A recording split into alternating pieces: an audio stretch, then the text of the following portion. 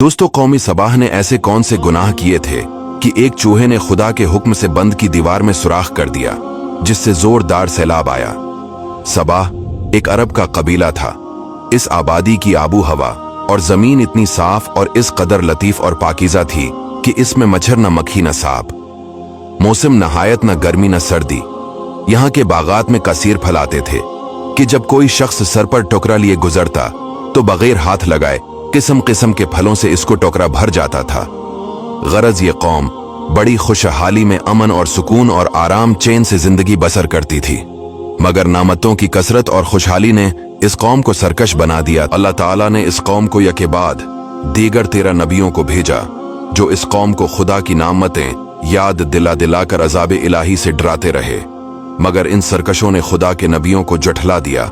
और इस कौम का सरदार, जिसका नाम हम्माद था, वो इतना मुतकब्बिर और सरकश आदमी था कि जब उसका लड़का मर गया तो इसने आसमान की तरफ थूका और अपने कुफ्र का ऐलान कर दिया और लोगों को कुफ्र की दावत देने लगा, और जो इनकार करता था उसे कत्ल कर देता था, और खुदा के नबियों से निहायत बेअदबी करता था, और इसके साथ कहता था कि आप लोग अल्लाह से ये कह दीजिए कि वो अपनी नेमतों को हम से छीन ले। जब हम्माद और इसकी कौम का तुग़यान बहुत ज्यादा बढ़ गया तो अल्लाह ताला ने इस पर सैलाब का अजाब भेजा। अजाब कुछ इस तरह आया।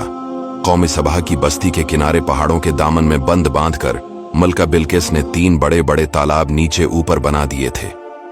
एक चूहे ने खुदा के हुक्म से बंद की दीवार में सुराख कर दिया और वो बढ़ते बढ़ते बहुत बड़ा शिगाफ बन गया, यहाँ तक कि बंद की दीवार टूट गई और न्यागहान जोरदार सैलाब आ गया। बस्ती वाले इस सुराख और शिगाफ से गाफिल थे और अपने घरों में चैन की बांसुरी बजा रहे थे कि अचानक सैलाब की धारों ने इनकी बस्ती को गारत कर डाला और हर तरफ बर्बादी और वीरानी का दौर दौरा हो गया, जिससे इन लोगों के बागात और मकानात सब गरक होकर फना हो गए और पूरी बस्ती रेत के तौदों में गरक हो गई।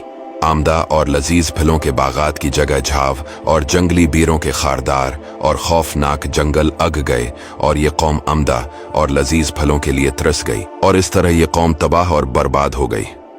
अल्लाह ताला ने कौम सबाह की इस हलाकत का तज़किरा सूरा सबा में भी फरमाया है। दोस्तों, कौम सबाह की ये बर्बादी उनकी सरकशी और खुदा की नेमतों की नाशकरी के सबब हुई, और नबियों के साथ उनकी गुस्ताखियां जब बहुत बढ़ गई।